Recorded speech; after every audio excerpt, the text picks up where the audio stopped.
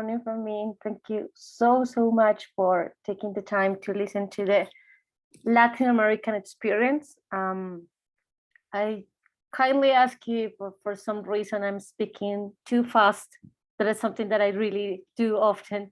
Just give me a heads up and I'll be ready to slow down. And thank you so much to the Asfari Institute for taking the time to listen to this, to inviting us in the Latin American program of the Center for Reproductive Rights. I don't know, Pao, if it's good if I put my presentation. You guys are seeing it, or it's not that important.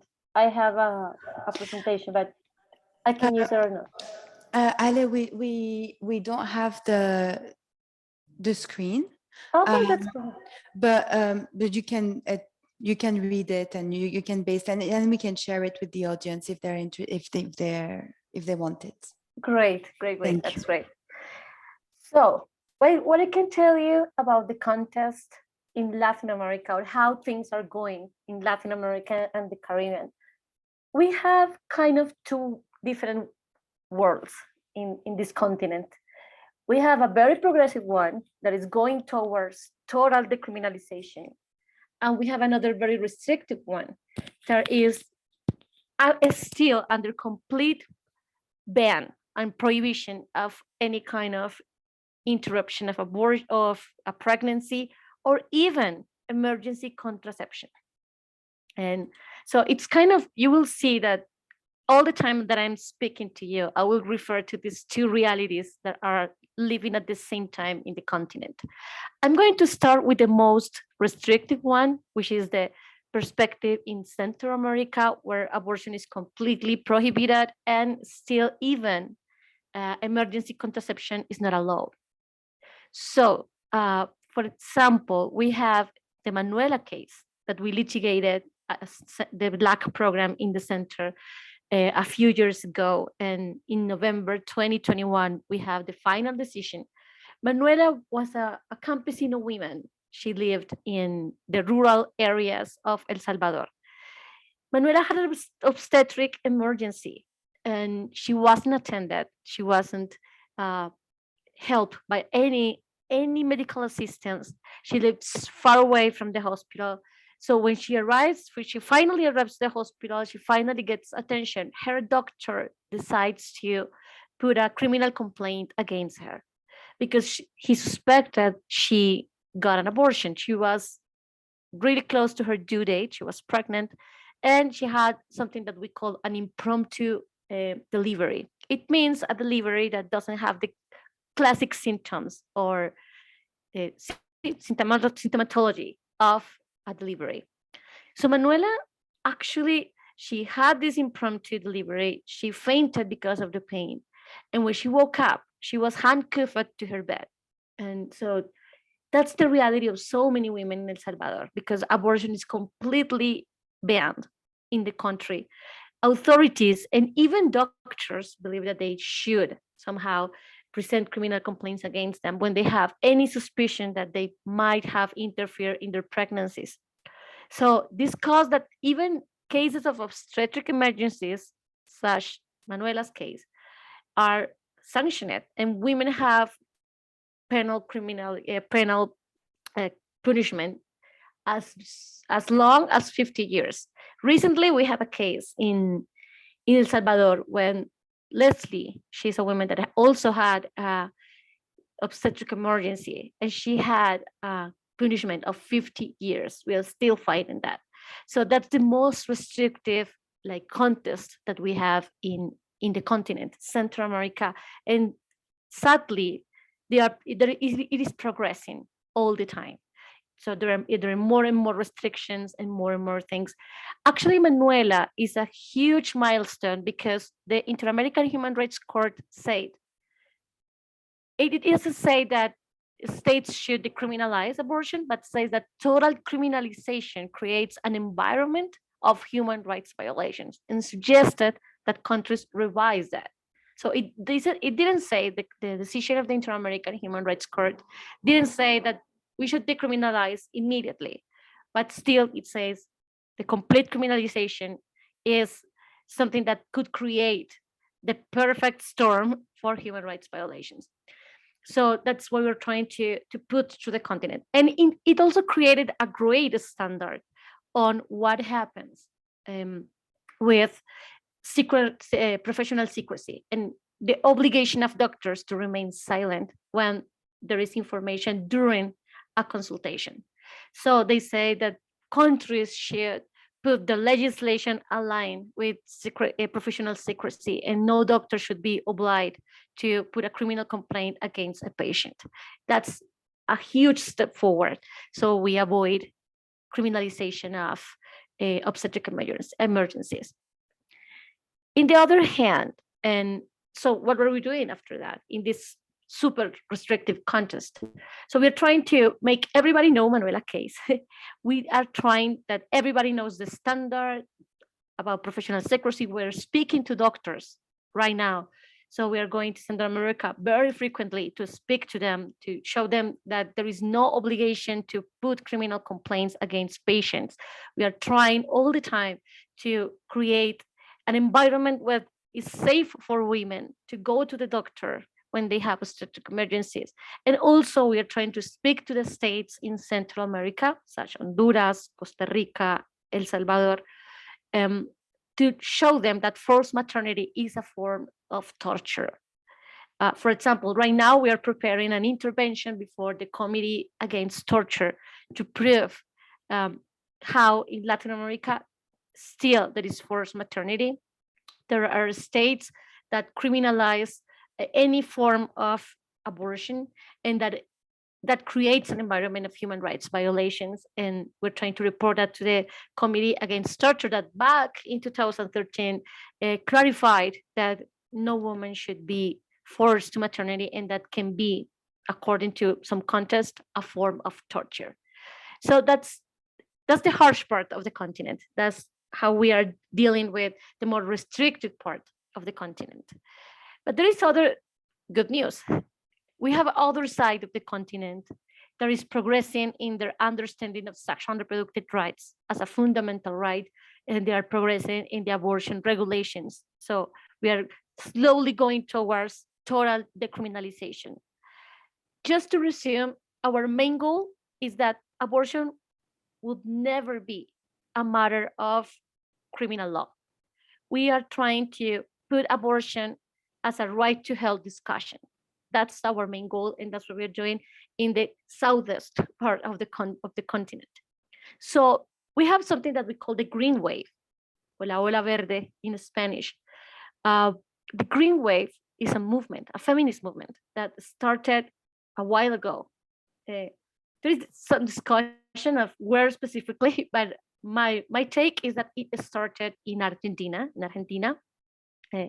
back in 2017, when they started to think that some specific exceptions to abortion, to the criminalization, are not enough. They started to talk about total decriminalization of abortion as a need for women in the country, specifically taking into account that there was a lot of cases of rape, of sexual violence, that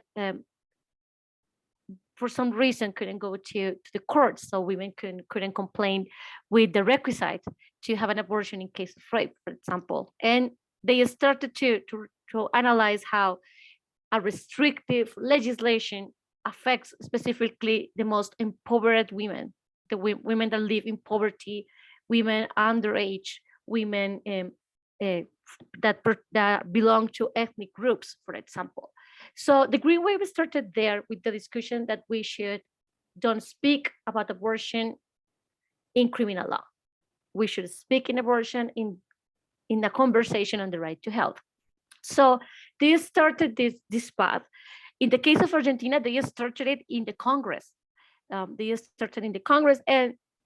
in December 2020, in the 29th of December of 2020, they reached the total criminalization of abortion up until 12 weeks. It was a huge victory, and it has started to inspire us in other countries of the continent and say, should we do the same? Should we start to dream that maybe in our countries we can have also the criminalization? So Mexico, what's next? So Mexico started this, but they decided to do it not via Congress. They started to do it via their Supreme Court. So they started to have, they had some exceptions to the punishment of abortion, but they also targeted the idea of having the conversation of abortion in the right to health and not in criminal law. So in 2021, they finally reached a decision of the Supreme Court where the abortion was decriminalized. It's kind of weird, the decision, because it doesn't say that abortion prohibition is unconstitutional. It doesn't say that, but it says that states should go towards decriminalization. As you know, Mexico is a federal state, so each state that composes the huge state of the country of Mexico has independence and has their own laws. So the challenge that we're facing right now is to implement the Supreme Court decision in each state of Mexico. So what it says is that the total criminalization of abortion shouldn't be something that happens in the states. It doesn't say that it's unconstitutional, but says that states should go forward the criminalization, and the non-state of Mexico should have total criminalization. So we are working right now towards the compliance of the decision. And now I'm going to talk to you about one of my favorite topics recently, that is the causa justa process in Colombia. Causa justa means like fair cause. And this is a process that we started in Colombia. And right now I'm talking to you from Bogota, Colombia, actually. And in Colombia, we had a total prohibition of abortion up until 2006. In 2006, there was a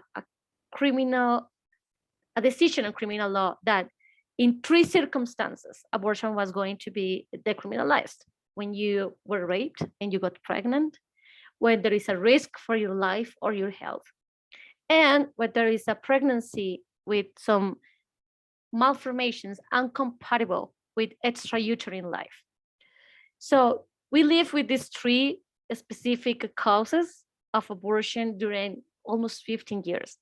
But in 2020, during the pandemic, several civil society organizations, including the Center for Reproductive Rights, also Women's Link Worldwide, another organization that we call La Mesa por la Vida, I don't know how to translate that. It's like, it would be like the table for life.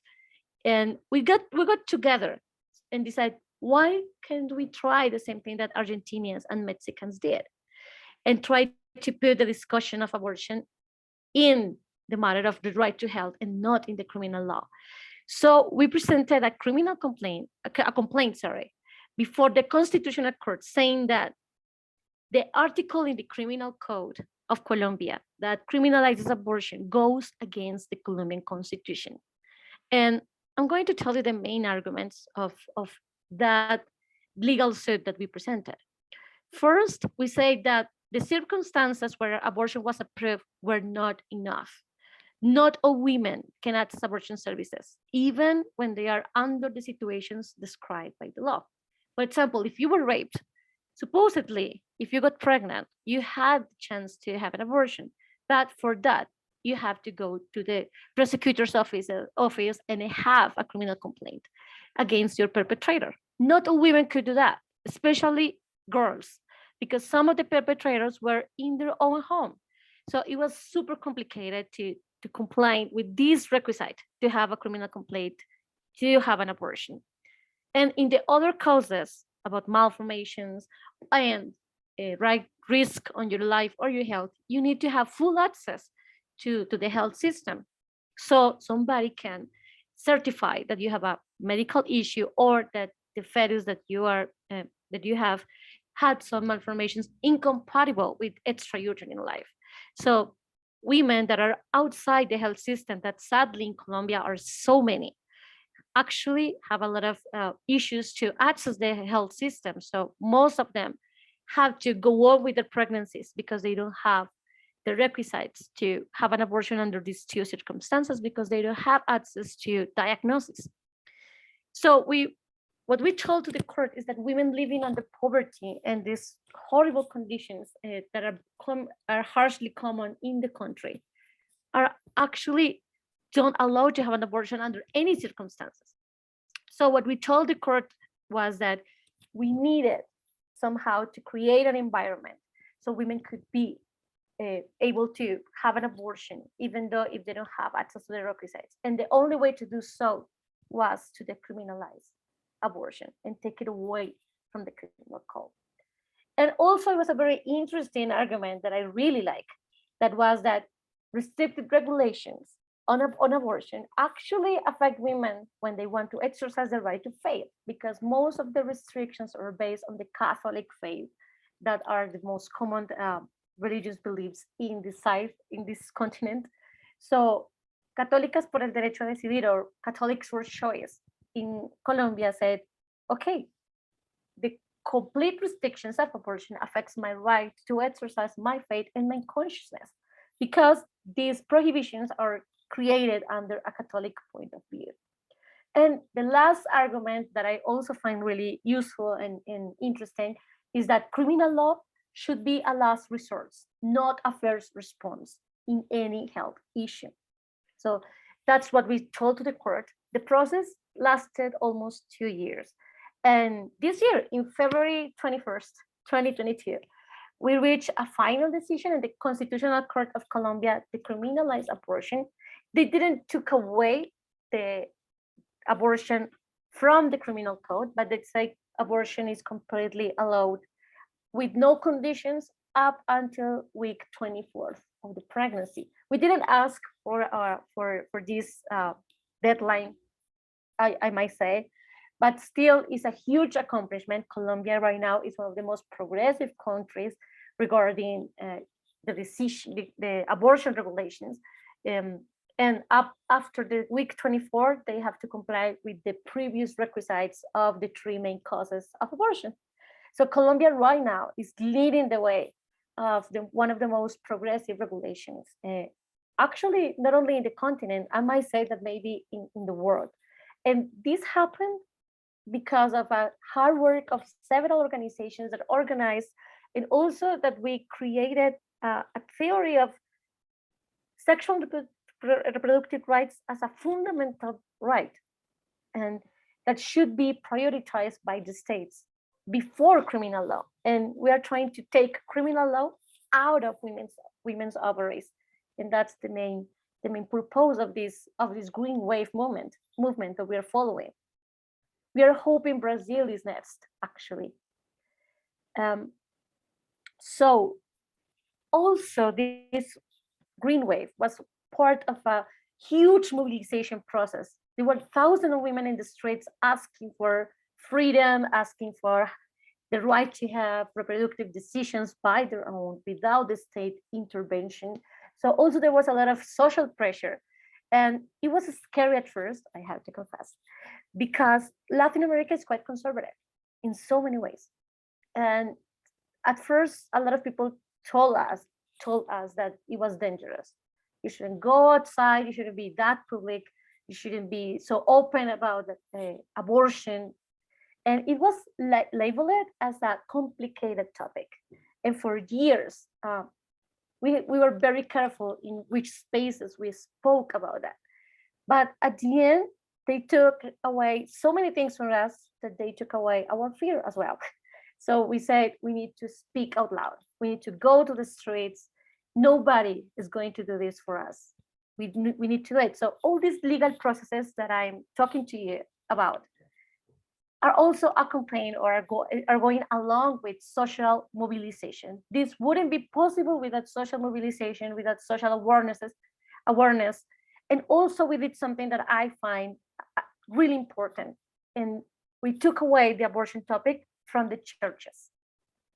It was horrible that everybody that there was a news about abortion, the media interviewed priests, the church, the state, but not us, not women. So we started to say, okay, we are the ones that are asking for the right to have an abortion. We are the ones that have a womb. We need to start speaking out loud. And we created a campaign that is called who are the ones that had an abortion, and started to have this idea that everybody could need an abortion in any moment of their reproductive life. We try to attack this myth that only irresponsible women have an abortion. So we started this campaign, and when we say, who has an abortion? An adolescent that was victim of sexual violence, married women that have already four children, professional women, women that have not had any kind of education. It means almost everyone could need an abortion. So we started to attack this myth that only irresponsible and young women have an abortion.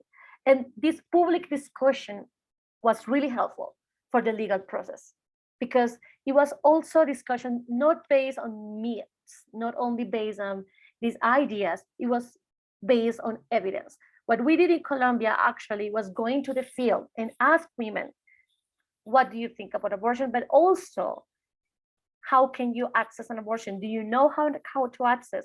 If you have to have an abortion tomorrow, will you know how to do it? If you have one of these three causes that were permitted back then, would you be able to fulfill the requisites? And most of the answers were no. So we have evidence. We have scientific evidence also. So we changed the discussions from a moral thing, religious thing, to a scientific topic. So it was really exciting, actually. So that's the first question, Paola. I don't know if I should speak about challenges, or you want to do it afterwards. I think I want to hear from Maya after you, and then we can go on to challenges. But thank you so much, Ale, for giving us such a comprehensive landscape of what's happening in South America. And perhaps I should have actually introduced myself, which I haven't. I'm Paola Daher, and I'm the Associate Director for Global Advocacy, also at the Center for Reproductive Rights. So Ale is my colleague, and I cannot tell you how happy I am. And Maya is from the same village as me, as Lebanon. So this is really my party. And we're not biased. So Maya, on to you. And thank you, Alejandra. It saddens me to hear this, because at least you have some experiences to share, you know, from the ground, and some advocacy campaigns that you've learned from. Whereas here in Lebanon, and I think most countries in the MENA region, I don't think we've accumulated that knowledge even to begin with.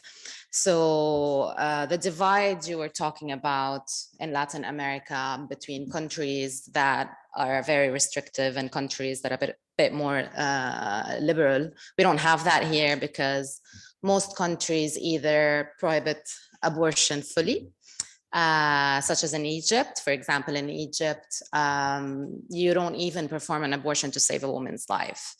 But in Lebanon, Syria, Iraq, there is a ban on abortion, but it's allowed to save a woman's life. But we can get into the legal side of things later on. So my work in journalism allowed me to collect some anecdotal evidence, obviously, and listen to stories by women and girls who have undergone abortion, mostly unsafe abortion. And I'm going to share with you the story of a friend, a fellow activist who's a feminist, but she was dead scared when she knew she was pregnant, even though, you know, we feminists are thought to be always strong and independent women, but we're not. So my friend Tanya, she was seeking pills. So basically the mifepristone and misoprostol, I think they were available, not very much available before the crisis hit Lebanon. They were already very scarce. There were limited pharmacies that provided those. You would go to a small rights group of women to ask them, you know, how can you help me find the information? Where can I go? To which doctor? To which pharmacy? Like, we had some sort of system or network that supported us, but now we even lost that in the past 2 years. So she went to 16, 17 pharmacies in her region, and then to another 16, 17 pharmacies in the city next to her. So you can imagine the wait and what could have been solved with pills in a few hours then couldn't be solved that way. And she had to be vacuumed because of the weight that is imposed on us as women. The journey to find the clinic is a whole other journey. So she found a doctor, she found a clinic, but that doctor definitely exploited her.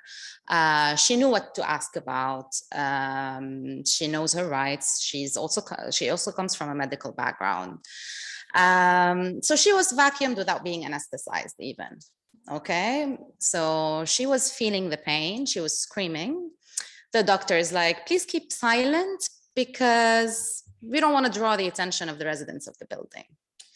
And then the doctor's husband comes into the clinic, just paying his wife a visit, while she's performing the procedure. And then she starts fat shaming her. She's like, oh, Tanya, you've gained a few kilograms during the pandemic and the crisis. Not only that, but also another sentence that struck me, which was, it's your second time. It was the second time she undergoes that procedure. The first time was in a safe country, so it was completely smooth. She didn't feel any guilt, any pain, any shame or anything. You're 33, I'm afraid, you might not get pregnant again. So a doctor saying unfounded, baseless comments to guilt trip a woman who just can't have a child right now. So she knew she was traumatized. Next step was, finding a therapist that would understand what it's like to go through that. So no therapist would support her in not free of charge, but at a cost that she could afford. So that was another layer, that was another difficulty. And she's still trying to find a good therapist that can support her, actually. Definitely not going to walk you through what she experienced knocking on pharmacies' doors, having those pharmacists frown upon her. Her husband was with her. She was lucky because he was supportive. But he's Egyptian, so you can imagine the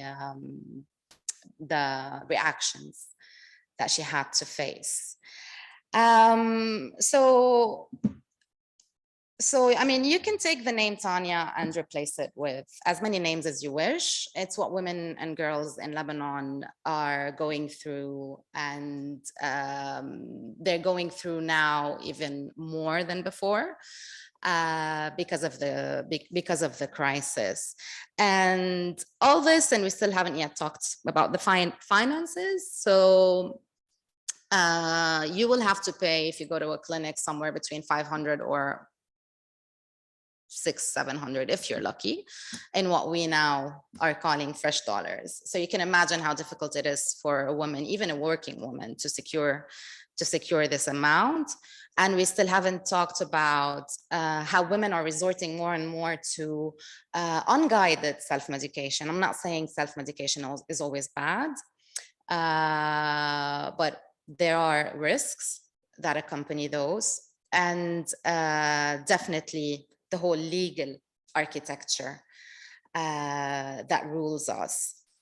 So as I was saying, in Lebanon, the penal code that dates back to 1943 criminalizes women, doctors, performers, sellers of supplies. We're talking articles 539 to 546 in the penal code. Now, one thing to note here is that if you remember in 2011, the feminist movement celebrated the fact that Article 562, the infamous Article 562 that exonerated men who killed women to preserve their so-called honor from penalty or from imprisonment, that article was repealed. But its traces are everywhere in the penal code, including in the section related to abortion. So Article 546 stipulates that if you as a woman carry out an abortion to preserve your so-called honor, then, you get a mitigated penalty, sort of like, you pay something and you're out. So suddenly it's no longer a matter of preserving life, defending life. It's even by law. The law is very straightforward. It's a matter of controlling women's choices and women's bodies in the name of so-called honor. Now, as I was saying at the beginning, I mean, with the exception of Tunisia, I think our whole region, women in the whole region suffer more or less the same obstacles, the same illnesses and evils of patriarchy. There are a few exceptions, surprisingly, in Kuwait and Bahrain and Saudi Arabia and Jordan, where in theory, a woman is allowed to abort, not just to save her life, but to save or preserve her health. So one may argue mental health is included. So yeah, that's a nuance and a very significant one. But how would she even get close to the service if, a male guardian has to accompany her, right? So you go figure. Which is why it is fair to generalize more or less that abortion, safe abortion is banned in the region. And now it's compounded by all sorts of crises, like economic crisis, severe political crisis, instability, systemic crisis, the ones like we're seeing in our world today and feeling how doomed we are. So add to that the threats of violence, the stigmatization, scandal, exclusion, and even death in certain cases. Which reminds me of what Gramsci once said, that, the old world is dying, the one struggles to be born, now is the time for monsters. So we are now in the time of monsters, of those morbid symptoms that are emerging, surfacing, and we're all feeling it somehow.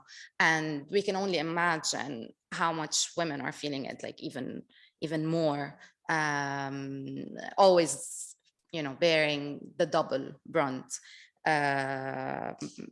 So we've seen some movement, but I think it's still very, very, very shy. Now, comrades in Latin America have inspired me personally in 2018 to start talking about abortion, seeing what the green wave effect has done in the continent, but we definitely have completely different structures there. I know it's the Catholics, it's the church, but here I think, I don't know how many religious houses we're facing, churches, mosques, synagogues, you name it. So I think for some women's rights groups, at least those I'm in touch with in Lebanon, what scares them the most is basically having their operations threatened if they go public with their campaigning on abortion. So this is a very legit reason, which explains why we don't see any visible and public campaigning on abortion. I've asked a lawyer if talking about abortion is illegal. She said, no, you can talk about abortion. It's an opinion that you're giving and you have the right to do that. So we do have the right to talk about abortion. And I think we're not using that right enough in Lebanon, at least. And I know also for women's rights group, they already feel that their plate is full. They have a packed agenda. They're already struggling with issues such as, granting women the right to pass on their citizenship, increasing their protection from violence, sexual harassment, approving a unified personal status law. So they cannot have not they don't have the capacity to touch upon other issues. And for another part of women's rights group, and friends can correct me, for them, keeping silent is to our favor right now because of the backlash that we're witnessing. Because we now, and the power analysis, if we do a simple power analysis, we're currently basically nearing the bottom level of that power map or power tree. So, and we saw that with other feminist issues and LGBTQ issues and demands, where it was so clear how religious clerics and authorities can, in one word, just ban you from even organizing an activity, and how much influence they have on executive positions and the security apparatus more broadly. And also because, as far as I know, no woman in Lebanon has ever been imprisoned because she aborted. So even though the law criminalizes her 6 months to 3 years, if I'm not mistaken, we don't have any records of a woman who was imprisoned. We have records of doctors, or maybe one doctor, because she wasn't really a doctor. She was charged. But there were no attacks on clinics, thank God, who perform abortions, unlike in Spain, where we've seen, those conscientious objectors and Catholics trying to storm clinics. So that's why they say it's probably better to keep silence, so as not to mobilize these groups and their structures. So I mean, there's a downside to that, which is you let them win if you leave the whole space to their narrative, if you don't say anything about abortion. So in my opinion, I always go back to this thinking about our silence, that our silence is a gift for those people, and that there are risks to take, there are prices to pay. So do we let them just, take the whole space and win?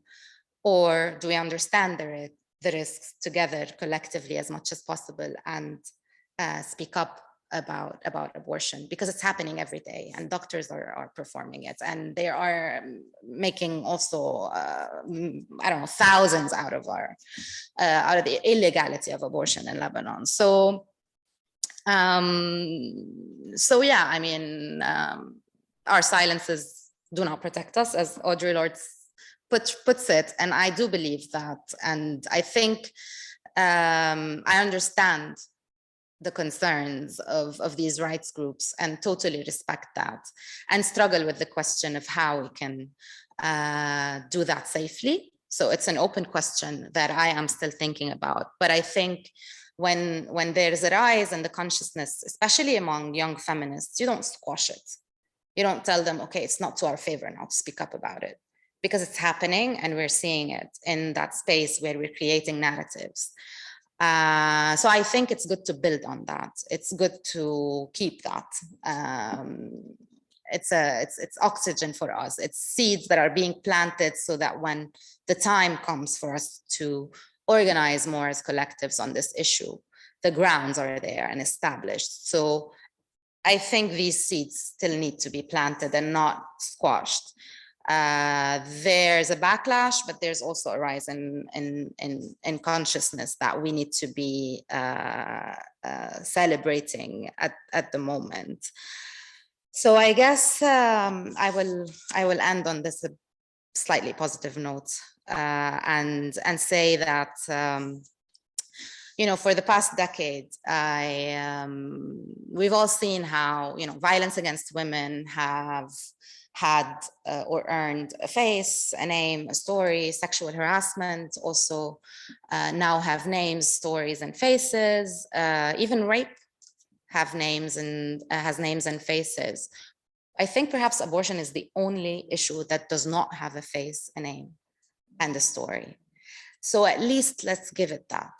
Okay, let's give it that name of the woman who wants to speak about it, or the doctor who is actually supporting us with it, the activists that are trying to talk about it and just bust the myths around it, like they're doing in Latin America and busting these arguments. So let's give abortion a name, I guess.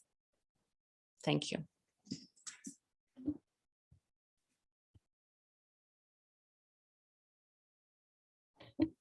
Yes, hi. My name is Rula El Rifai. I'm with the Canadian International Development Research Center, IDRC. I have a question to both speakers, and I'm sorry I'm asking it now. I have to leave in about 20 minutes. And my question is about when you both spoke. Well, first, I mean, obviously the shock of hearing this again, and we're 2022 and we're still talking about these things. I mean, it never ceases to amaze me that we're still here in 2022. But my question to both of you, both speakers, you talked about we when you're talking about the feminist movements, the organizations, and I wonder how cohesive this movement is and what the nature of it is. Is it urban? Is it, does it reach out to lots of people, even in rural areas? Is it in Lebanon? Is it sectarian or not? So I'm just curious. And does it bring in the divide of secular versus religious? I mean, in Lebanon, we certainly know FBOs play a very strong role. So are there counter kind of movements that are working against the work of these organizations? So two questions. Are these movements very cohesive? And do they have a really good vision? Do they meet regularly and coordinate on such an important issue? And the second question is, are there counter-force movements? As we see politically, the Trump movement, the reactionary religious movement. So we see a lot of that, and I come from Canada, we see a lot of that even in the Canadian context, being neighbors of the US. So I just wonder the two, the cohesiveness, but as well, what is the strength of the other movements that are, working against these kinds of trends? Thanks. Ali, could you hear the question?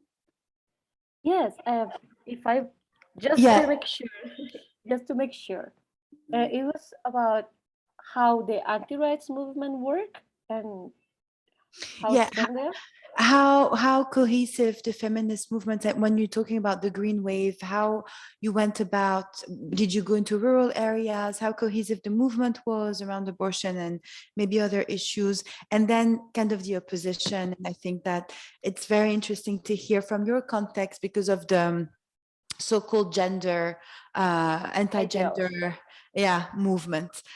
So maybe you can give us some elements of response and then on to Maya. Great. Thank you so much for the question. And yes, we're trying to, Latin America is a very rural area. And actually hearing to Maya, I was like envying that when she says there is no criminalized women in Lebanon, we are fighting in a context where women are waiting for these discussions in jail and under a lot of horrible conditions. So we are trying to be as cohesive as possible, going to the rural areas.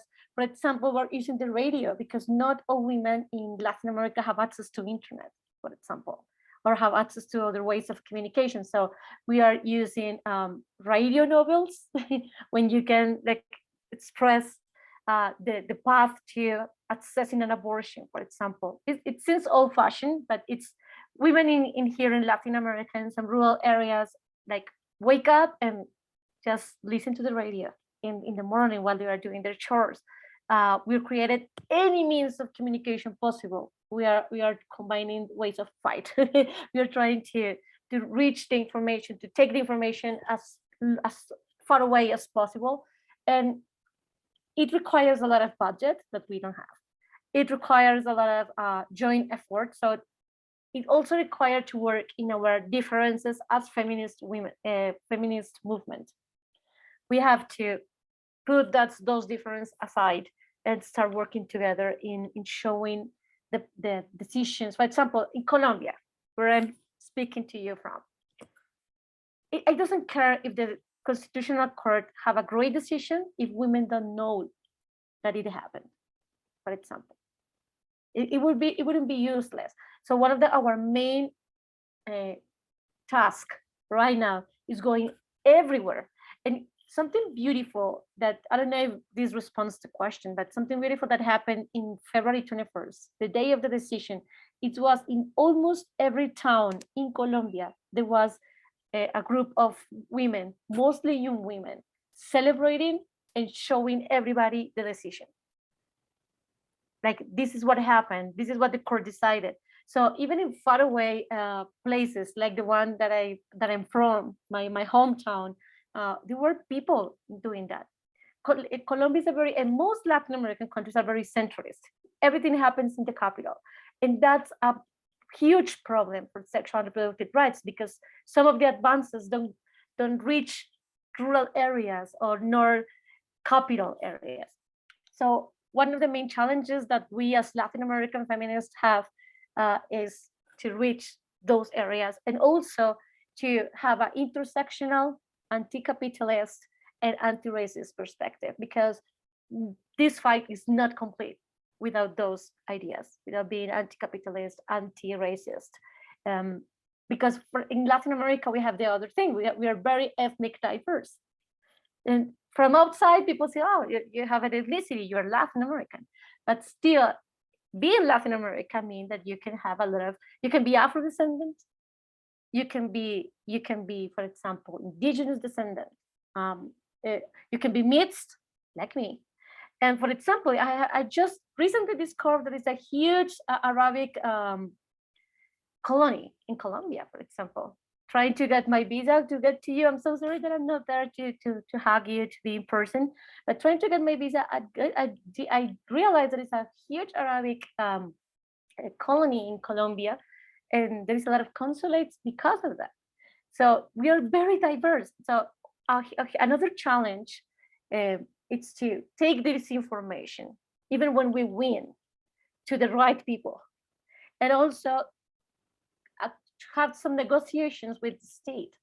So these things can go to, for example, Afro-Colombian women in the Pacific, which is one of the most poor regions in Colombia, for example.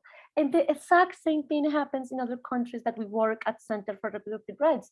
In El Salvador as well. It's a very small country. It's really small, but still everything happens in the capital, El Salvador. So I don't know if this answers the question, but it's challenging. We need to adapt to the context. We need to adapt, for example, a judicial decision to the language of women, that they can understand, that they can process, that they can share with other people. So for example, we use a lot of graphic novels as well. Like it seems like comics. So we go to these countries and we show them the material, we use pictures, we use everything we can. Regarding the anti-rights movements in Latin America, they are very well organized, they are very well funded, which makes really, really complicated to fight them. And also in Central America, we're facing a problem that they are mostly in the government. They are mostly on office. And that's complicated because, for example, in Costa Rica, the current president, he was just elected a month ago or something. He is anti-choice, and he is accused of sexual harassment. He was expelled from his previous work because of sexual harassment. And this is the kind of presidents we have in the region. We have Jair Bolsonaro in Brazil, that also is completely against abortion, and he's all the time openly speaking about how sexual and reproductive rights are not human rights for him. And he's the president of the biggest country in South America. So that's another challenge because they are in power. We are, in this moment, I have to tell you that we are fighting because next year there are going to be elections of 4 new members of the Inter-American Human Rights Commission, which is a very important space when we discuss human rights. There are 7 chairs, and 4 of them are going to be replaced next year. And we are very afraid of what happened with those 4 chairs, because a lot of human rights standards in the continent are decided in there. The first stage of the cases we litigate in the Inter-American human rights system are in there.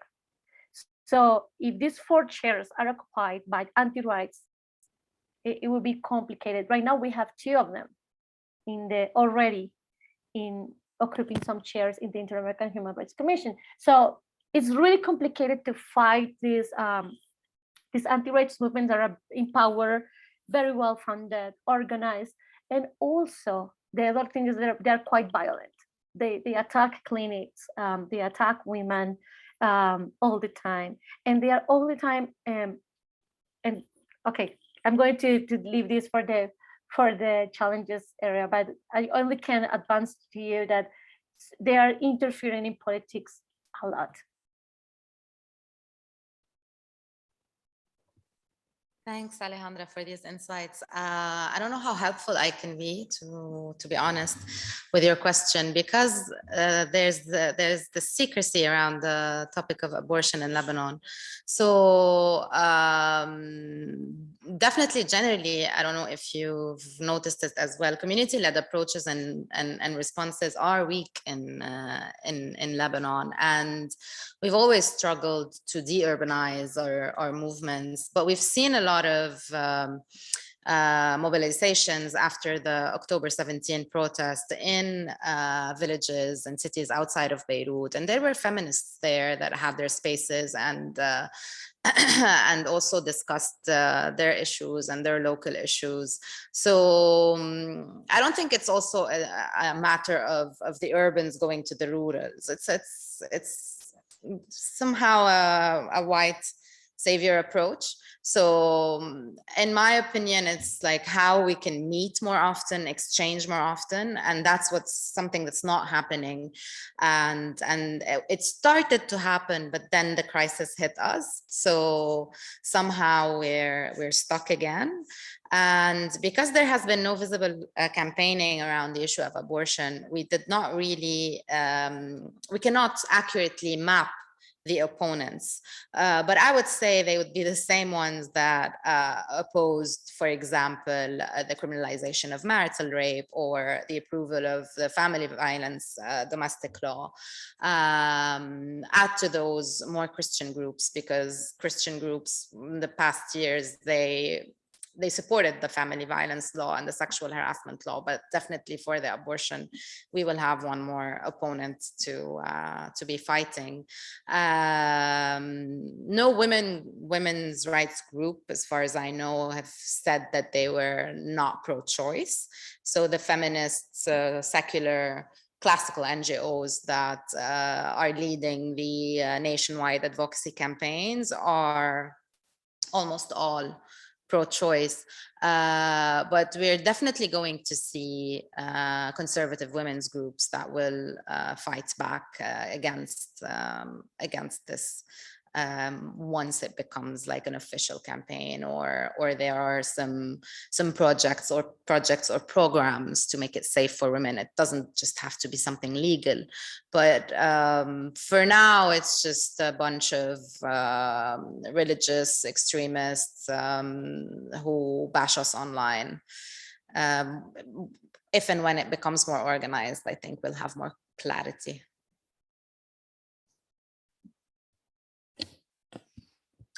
Thank you. I was just thinking, while both of you were answering the question, I think there's also something to do with the instrumentalization of discourse.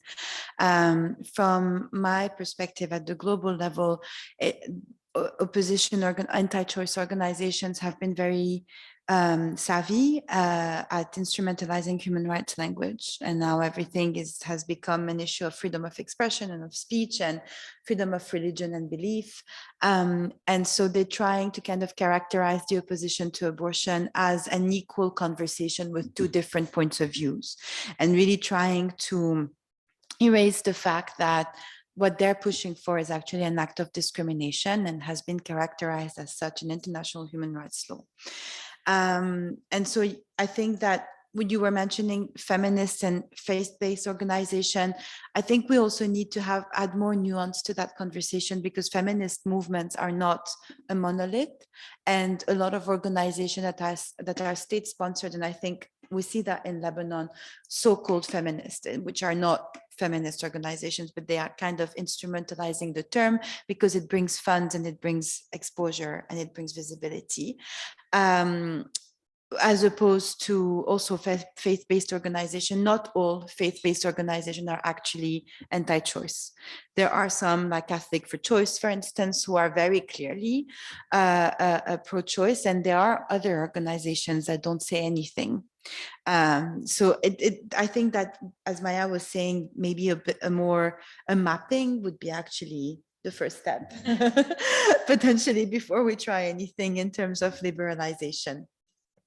We still have a bit of time, and I would like to hear from our panelists. You have highlighted a lot of challenges that you have come across along the way in trying to start or continue or build upon advocacy efforts on abortion. I also would like to highlight that, yes, the contexts are different, but for me, there are some issues that really overlap, like the dichotomy sometimes between access to abortion and legislation, as in you can have a legislation that is not supportive and that criminalizes abortion. At the same time, women seem to be able to have some kind of access.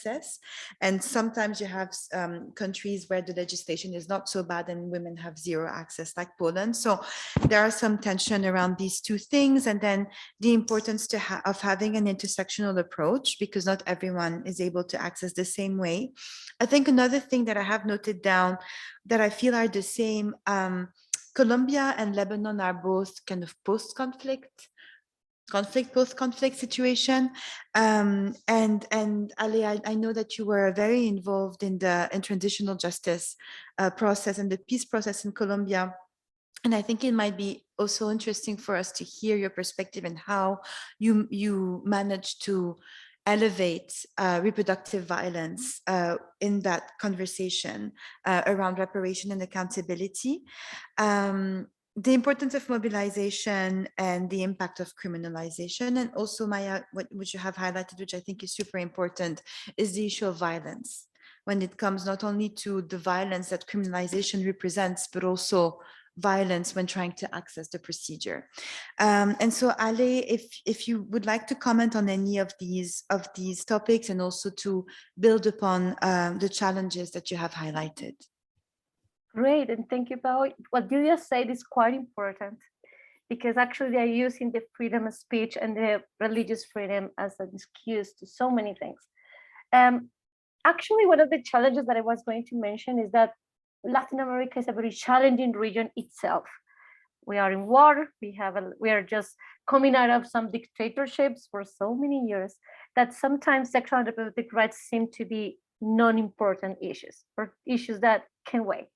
Actually, even progressive sectors tell you that they are progressive. They don't oppose to sexual and reproductive rights, but say maybe you can wait. And actually, what is beautiful from the Green Wave movement is that we decided not to wait, specifically in Colombia. For years, they told us that solving the war was first. Actually, we are still in war in Colombia. In a different intensity, maybe. It's not the intensity of the beginning of the 2000s or the 90s, but still, as I am speaking to you, there is displaced people, there are attacks. So when you are in such circumstances, sometimes speaking about abortion seems like something that can wait. And that's super complicated. And what we did in transitional justice was trying to express how these restrictions specifically affect women that live under war or in war-affected contexts. For example, one of the research that the Truth Commission in Colombia that just finished its work very recently, in that Truth Commission, they say that women within the armed groups, women that belong to those groups, were forced to have abortions, actually.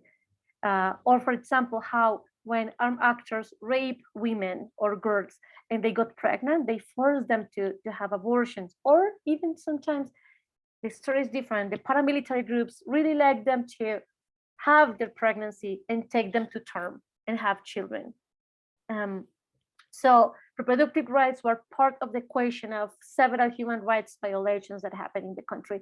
And we try to prove that. We cannot put this discussion on hold when these things are happening. And this is part of the repertory of violence. The only affectation of sexual and reproductive rights is not rape. maybe rape is the most visible one. Maybe rape is one of the most widely known, but still, the other human rights violations, such forced maternity, forced abortion, are here, are a reality. And the Truth Commission collected testimonies, specifically of reproductive violence. And the center was really helpful. At that moment, I was working in the Truth Commission, and that's how I met the center, actually. And they presented several reports, and that's one of the main challenges. Everything is happening in Latin America. Most of our countries are living under poverty, with several political issues and an instability. For example, in Peru, they have changed president so much. In 5 years, they have had like 6 presidents. So this political instability also creates uncertainty, and you don't know where to advocate. How are you going to advocate? That's one of the main challenges. The other challenge is the role of churches, and I'm not going to go in depth to that because Paola just mentioned it. Actually, the speech about religious freedom is complicated because they say that I have the right to discriminate in the name of my faith. In Latin America is a very Catholic region of the world. Specifically in Central America, if you go to some of the countries, in each block you have a church. So it's really complicated to discuss that, and that's why Catholics for Choice is quite important in this area of the world, because they are trying to show that you can be Catholic, but you can be pro-choice and pro-rights at the same time. And the last thing I'm going to say as challenge is what happens in the US reflects in the region.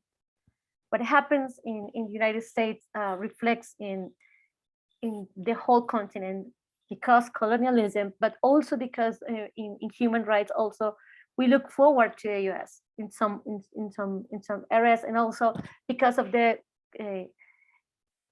political dynamics of the continent. So what happened with Roe versus Wade created a conversation in Latin America and actually empowered anti-rights movements and say we should do the same.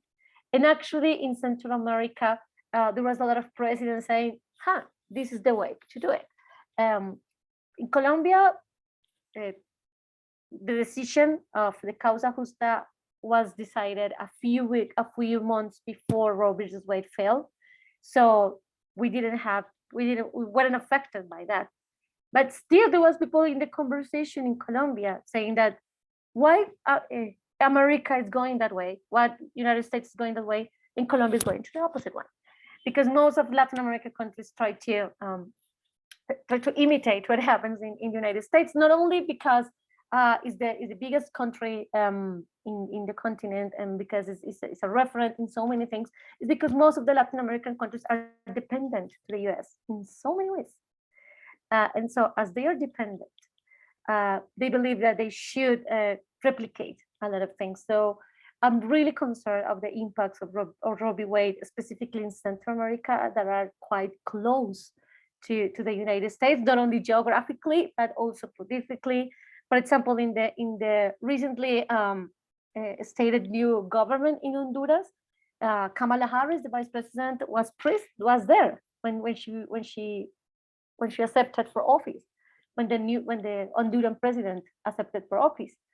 So there is a really close relationship, and I'm really concerned of what can happen. Actually, the Trump era was complicated for us because he reinstated the global gag rule. That means that international cooperation can, like, I don't know how to say that in English. Like, the global gag rule means that international cooperation from the US can support abortion in other countries, for example, can support the fight for abortion in other countries. So Trump era was really complicated for us, and actually still is. I think this decision, Roe v. Wade, is something that is a consequence of what happened in the Trump era, and in Latin America we are feeling it. So that's one of the main challenges to de-Trump Latin America. For example, the election of Jair Bolsonaro in Brazil was a direct consequence of what happened in the US. He was elected just before Trump. It's like, this is happening in America, this also can happen in Brazil. So what we are trying, and hopefully in the elections in Brazil in December, things can change, but we're hoping that the continent swifts or have a shift to progressive governments that maybe can be more open to a discussion on sexual and reproductive rights on the basis of scientific arguments and not on the basis of religious beliefs. I don't know if that answers the questions, Paul. You did. Thanks so much, Ale. And I would like to hear from Maya before we move on to questions. I think what worries me the most here is the little access, the little yet available access we had, even though abortion was is criminalized, that we basically lost that because we had allies that could no longer afford to live here, allies in the medical field who left. And so there's a whole skill set that we lost. So now both the legal architecture and the access, systems of access are gone, or just available to very, very few segments of the society. So what you call dichotomy, Paola, I think now it's no longer the case. Sort of together, we're banned legally and socially more than ever before, even when we're in the early stages of our pregnancy. We're not finding the pills, and there are online platforms that are currently trying to buy those in very high rates, and you don't know what they're actually selling you if you're, you know, not a medics and have no clue what these pills are about and what instructions come with them. So the health implications are bigger. And I can also see the effect of Roe v. Wade in the US on Lebanon as well, because many of our politicians are inspired by Trump and his ultra-conservative, ultra-liberal policies, yet very extremely sexist, patriarchal, you name it. So definitely they are emboldened by this. Even his enemies, we see how people from positions or ideologies that are contradictory, they suddenly meet at that point where they agree together that this is the way forward. So it only emboldens the religious structures that we have here and their politicians. So a lot of worrying stuff, I'm afraid, and I don't see necessarily a way out. But I do remember that, I mean, as Alejandra was saying, we are in a state of conflict and we are in a state of crisis. We don't know who to advocate to, etc. But like in the midst of the civil war in 1982, some groups of women still managed to decriminalize access to morning after pills and contraception and a whole lot of other things. So how can we now do this with the current situation? I don't think it's possible with the parliament that we have, but it's possible with probably a number of MPs, just for them to open up the conversation, for example. And what I think is important is for us not to be obsessed with the legislation. So especially now in Lebanon. So I guess, you know, how can we work with pharmacists? How can we work with doctors? How can we work with nurses? How can we work with local committees of women, of feminists, to start supporting women on accessing abortion? I think I would invest more in that question and in providing accurate and safe information about abortion, but that is dangerous because in this case, we'd be promoting abortion, but we can do it in a smart way, whereas we're just not promoting, but just giving information. And we can use some legal loopholes to do that. So yeah, I would invest there given the current grim circumstances we're living under. Thank you so much. We have 6 minutes left. If there are any questions in the audience or online.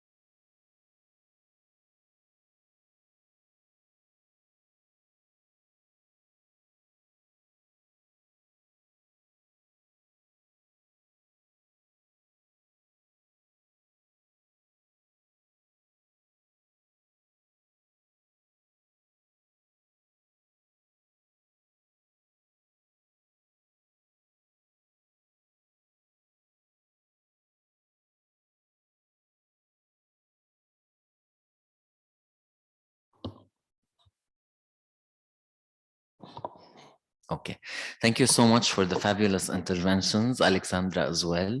I think بس في Alexandra ما هيك في حدا تاني. Okay. My question is in the current global situation, يعني conflict, post-pandemic, all the current situation, do you see any global opportunities, advocacy campaigns, otherwise, but specifically advocacy-wise? Because I kind of see that all the diplomacy and advocacy is going to be focused on Russia, Ukraine, different conflicts. Do you see that we might have any opportunity to focus on sexual reproductive health and rights, specifically on abortion rights in the coming period of time, and specifically on abortion rights on like the international stage? Thank you. Ale? Thank you for that question, and I think Paola will be more capable of answering this than I. So please correct me if I say anything that maybe is wrong. But you know, the opportunities of advocacy in this very moment are mostly focused on TMBs at the UN, treaty monitoring bodies in the UN. For example, there are also special procedures such the special rapporteur on health. And actually the WHO, the World Health Organization, recently launched the abortion guidelines 2022, the updated abortion guidelines. And those things, you know, they're quite helpful in matters of advocacy. For example, in Latin America, we are using those guidelines to talk to doctors. For example, Maya was saying that it's quite important to speak to nurses, to doctors, and we're trying to do so.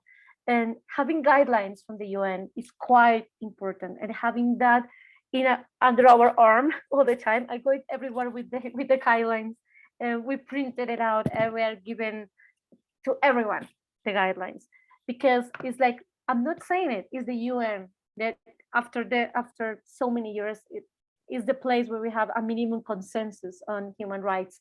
So that's the first space of advocacy that I can identify, the first opportunity, that if UN start speaking out loud about abortion as it is doing it, I think it can really contribute to the fight in areas like Latin America and the Caribbean.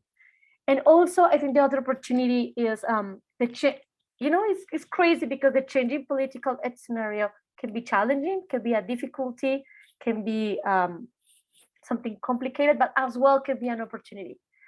So for example, I was telling you that 4 of the 7 chairs in the Inter-American Human Rights Commission are right now going to be elected this year is a challenge, but also an opportunity to have more feminist commissioners, for example, to have more commissioners that are aware of the importance of reproductive rights. And I think the other opportunity that we have is also including more people in the conversation. This might sound vain, but I think that we're including a lot of people in the conversation, even Hollywood stars, even people that before never spoke about that, never spoke about their abortion experiences. When Maya was speaking about the experience of her friend, I was thinking how important is that people that are seen as reference for others speak about their experience of abortion. And this is happening more and more. And as I told you, this maybe sound something that non-relevant, but I think it's quite important that we change the tone of the conversation, that we start speaking about abortion like something that a lot of people have lived in their lives. It's a medical procedure that a lot of people have underwent during their lives, and start like attacking myths about abortion. I think that's quite important, and that's another opportunity on advocacy.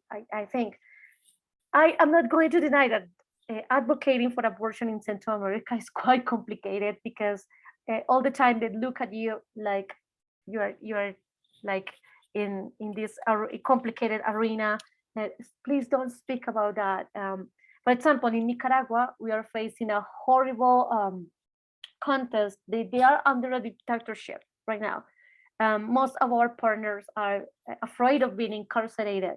A lot of feminist women are in jail actually right now just because they are advocating for rights, or they don't agree with the government in something. So it's very challenging, and I think that's why UN is so important, because sometimes we can advocate within the countries, and maybe in the Arabic countries we share that sometimes women can advocate openly in some of the Arabic countries, and maybe it happens as well.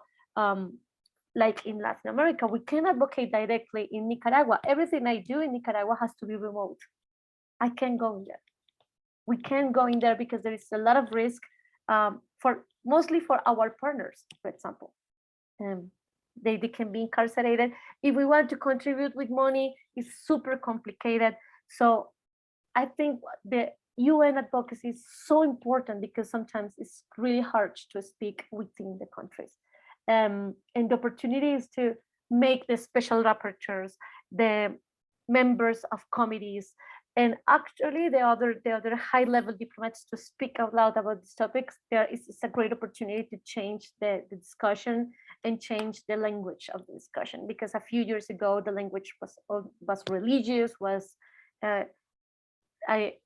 full of stereotypes, and I think that's important. And last, I think the other way to advocate in this complicated context such Latin America, and I think it's a super good opportunity, is try to speak to the ones in power. For example, the Organization for American States in Latin America has tried to put sexual and reproductive rights in the top of the agenda. And I think that's important, because if the Organization of American States, they have Canada in there, they have the US in there. So sometimes the discussion is wide open, and is more, it has a different tone that it has within our country. So sometimes, for example, I'm going to the Assembly of the American States in October, for example, next month. And that's another opportunity, how to speak when the states gather, and how to speak to them when they are together. And sometimes they can understand, no state can or loves to be left behind. When they feel left behind, like, oh, all the states are going forward and I'm left behind, maybe the discussion changes. And that's why we're trying to do. When I say that the South is the new North in Latin America, is because we're trying to put the Colombian standard to the whole continent. And we are trying to put the abortion discussion in the same terms that Colombia did. So that's how we are trying to do it. It's not easy, not all the time it's a successful strategy, but I think we're going slowly a few steps forward, and I'm really happy to see that. I think that next generation of the generation after that is going to see a completely different reality. I don't know if that answers the question, but I'm quite sure that Paul has way more to say about this. Maya, Do you want to say after.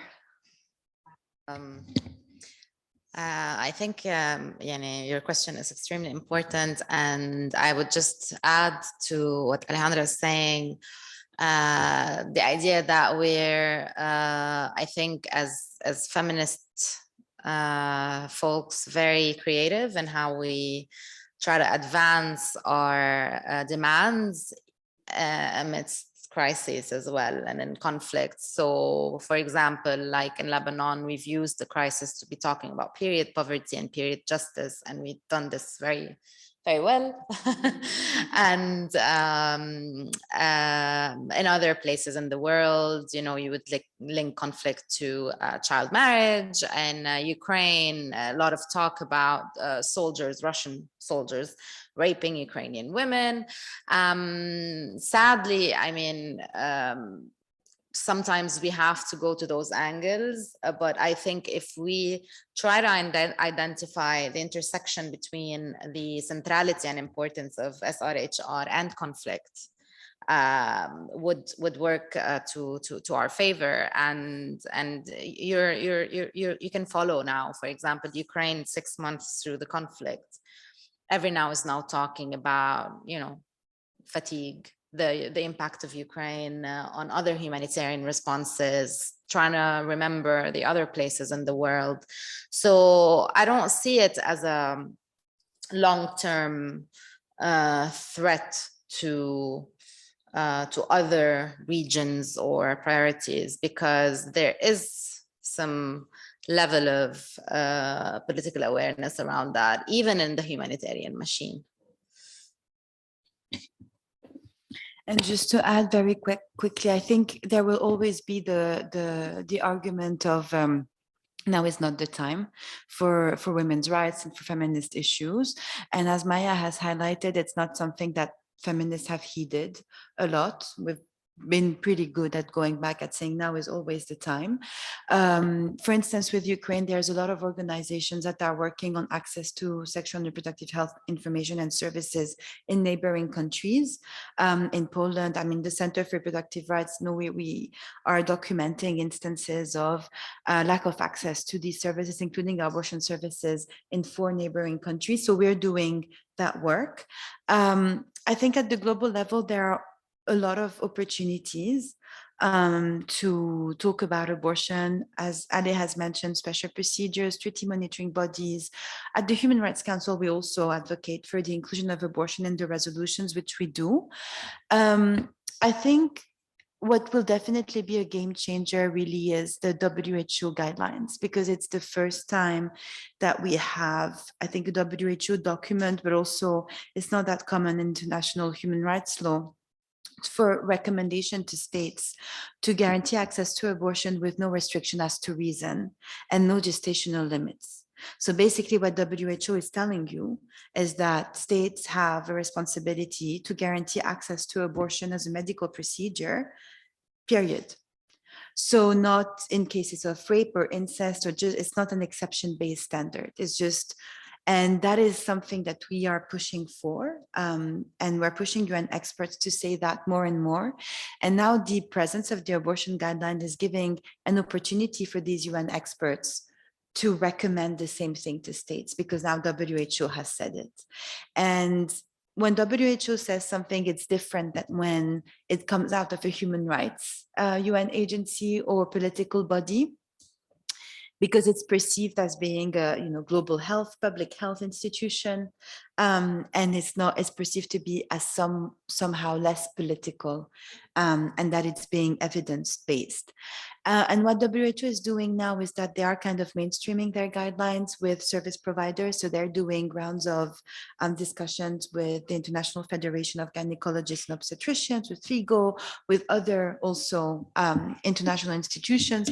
And the hope is that this is kind of trickled down and mainstream and made known to health practitioners on a national level. So definitely, I think that there is, and also, I think it's a little sad to say, but because it's such a big deal now in the US, and because now, I mean, now you have the New York Times writing about the UN review by the Committee on the Elimination of Racial Discrimination featured in the New York Times. I don't think the New York Times used to report on like those very small UN reviews that were happening, but now like the story, among everything else that they have reported on, gun violence, all of that, the headline is abortion. It's like the UN experts are slamming and like raising concern around what is happening in the US with regards to abortion. And because it's making those headlines that the world over reads, it's going to stay, and like abortion is going to stay on the agenda. So for all of these reasons, I think that there's still scope for us to act. We're over time. I'm extremely grateful to everyone who has followed and to our panelists. I feel that we need another conversation to discuss more in depth the solidarity actions that we can build between countries that have faced or are facing the same challenges. And so that will probably be a follow-up event. But for now, thank you so much, Ale, for joining us all the way from Bogota. And thank you, Maya. Thank you both for your brilliance and your generosity in sharing your expertise and knowledge. And thanks, everyone. Thank you so much. Very nice to meet Bye. you, Maya. Bye, Ale. Bye, Pao. Thank you so much for inviting me.